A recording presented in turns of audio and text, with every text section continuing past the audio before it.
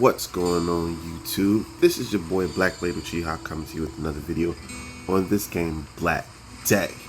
So, what I wanted to discuss with you all today is the top 5 cards, or the top, we'll just say the top uncommons in the game. Alright? And we're going to throw in 2 commons in there because in all honesty, most of the commons are really not that great. There's only 2 of them I would recommend using if anybody was to use them. But other than that, there are 5 factions with the best uncommons in the game. And again, there's only 2 commons that I'm going to mention throughout this whole video. So without further ado, let's get right into it. Start off with the Temple faction, and we have all of the monkey here, okay?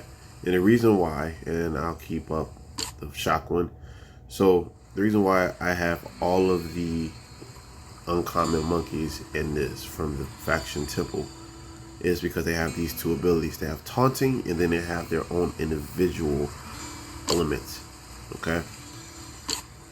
They're very easy to, book out. Just summon have a bunch of copies. You don't need to use actual tomes.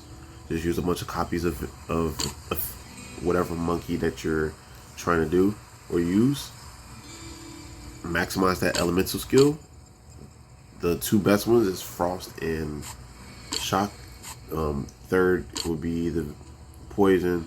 Obviously, 4th would be the Fire. That would be the excuse me, the least great one that you could use, okay, without for all the elements. So that's the only time I'm going to mention through this video is, or as far as that part, the fire is the worst element. However, the whole uncommon section, I'm just going to say if they're not used, they're underrated. All right. The second one is going to be all the soldiers here. Again, they have taunting or protection in their kit, and they have an element type. All right. Again, it's really easy to book out. Really good cards. You can put a retaliation set on any card that has taunting, or a furious set. And just every time, since they're doing the protection, right, they'll get hit and then they'll retaliate and hit the other card back. And if they're surviving long enough, obviously they're going to stay on the board for a long period of time. So these cards are really, really, really good. Really good. Alright. So next faction, we're going to go to the Crypt faction. Alright. And for this one, I mentioned it before when I talked about this faction individually, but all the skeletons from the Crypt faction, the uncommon skeletons, they all have a buff for all other Crypt allies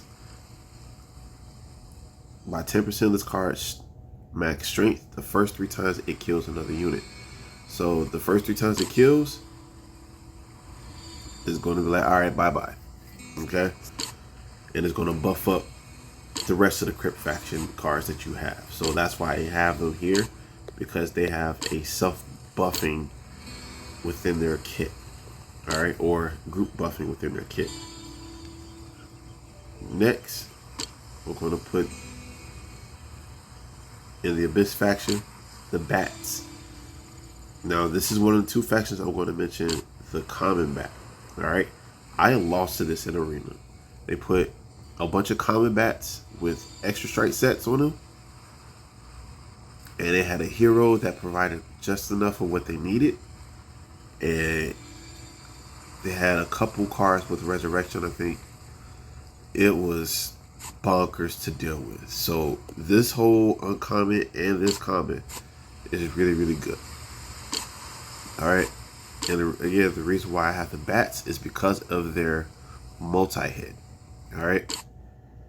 And then last, we went over 1, 2, 3, 4. Whew. It's actually kind of a tie for the 5th place, to be honest. So I'm going to mention one other faction.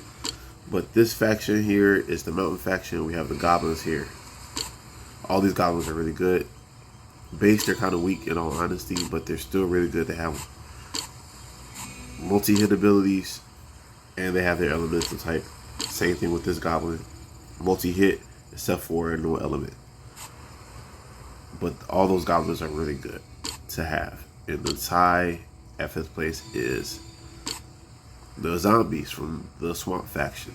And that reason is because not only do they have their own elemental, they have a resurrection set, a resurrection built into their kit. It makes it hard to kill. Again, they're easy to book.